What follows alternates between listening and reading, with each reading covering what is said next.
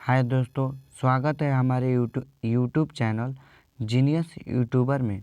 आज हम कक्षा 10 हिंदी गद्य खंड पाठ 4 नाखून क्यों बढ़ते हैं इसके वीवीआई ऑब्जेक्टिव क्वेश्चन को याद करेंगे, जो एग्जाम के लिए बहुत ही महत्वपूर्ण है।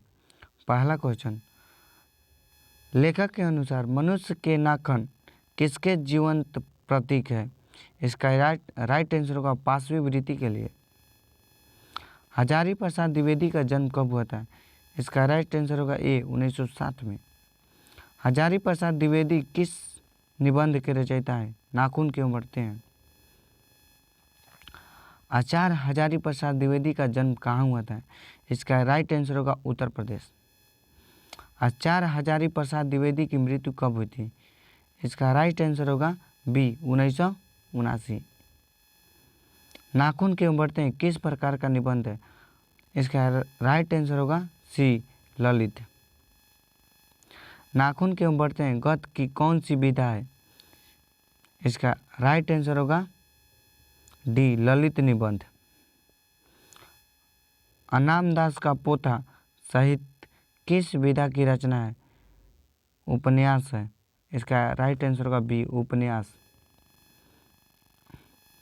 द्विवेदी जी को आलोक पर्व पर कौन सा पुरस्कार मिला था? इसका राइट आंसर साहित्य अकादमी पुरस्कार। कालिदास की ललित योजना किनकी रचना है? इसका राइट आंसर होगा सी हजारी प्रसाद द्विवेदी जी का।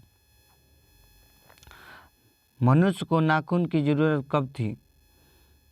जंगली जीवन में, शिक्षित जीवन में, अशिक्षित जीवन में, अविकसित जीवन में। इसका राइट आंसर होगा जंगली जीवन में। असुरों के पास नहीं थे लोहे के अस्त्र, शक्ति, युद्ध कौशल, विधाएं। इसका राइट आंसर होगा डी लोहे के अस्त्र। नकदर मनुष्य किस पर भरोसा करके आगे की ओर चल पड़ा है? इसका राइट आंसर होगा डी एटम बम पर। अल्पज्ञ पिता कैसा जीव होता है? इसका राइट आंसर होगा ए दयनीय। दधीची की हड्डी से क्या बना था? इंद्र का व्रज। कामसूत्र किसकी रचना है? इसका राइट आंसर होगा ए वात्स्यन का। पहले के मनुष्य नाखून क्यों बढ़ाते थे? इसका राइट आंसर होगा अपनी रक्षा करने के लिए। अंग्रेजी भाषा के पात्र इंडिपेंडेंस की घोषणा कब हुई? इसका राइट आंसर है 15 अगस्त। अपने ही अधीन रहना को अंग्रेजी में क्या कहते हैं? Self dependence. इसका राइट आंसर होगा डी सेल्फ डिपेंडेंस। देवताओं के राजा का कौन सी मुनियों की हड्डियों से बना है? इसका राइट आंसर होगा यानी कि देवताओं के राजा का व्रज कौन सी मुनि के हड्डियों से बना है? दधीची मुनि। दधीची मुनि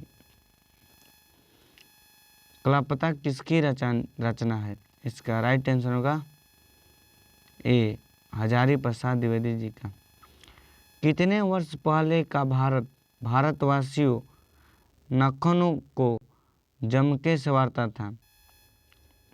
इसका राइट आंसर होगा बी 2000 वर्ष पहले का।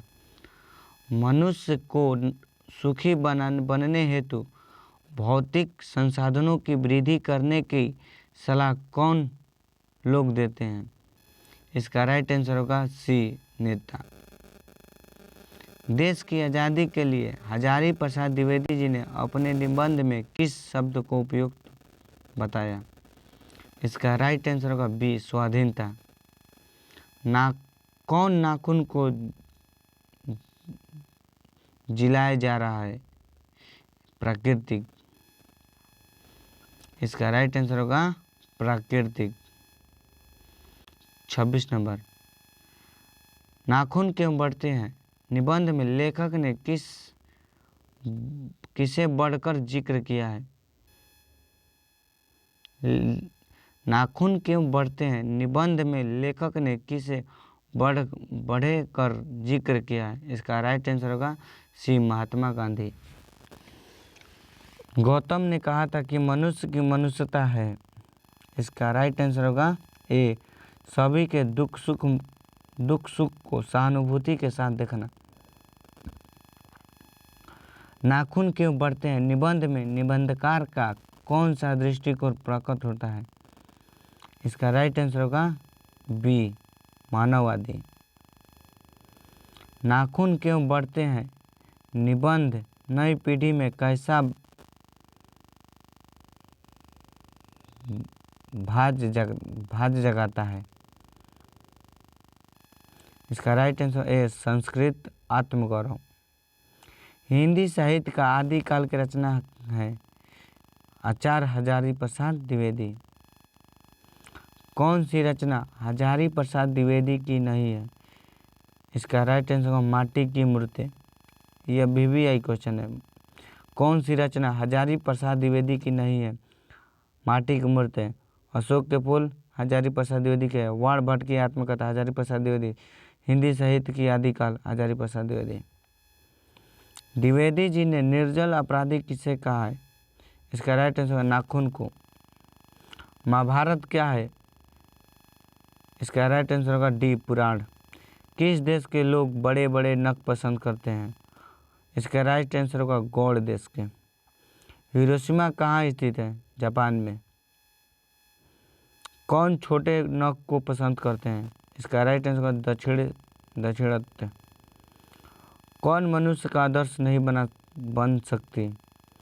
बी, बंदरिया।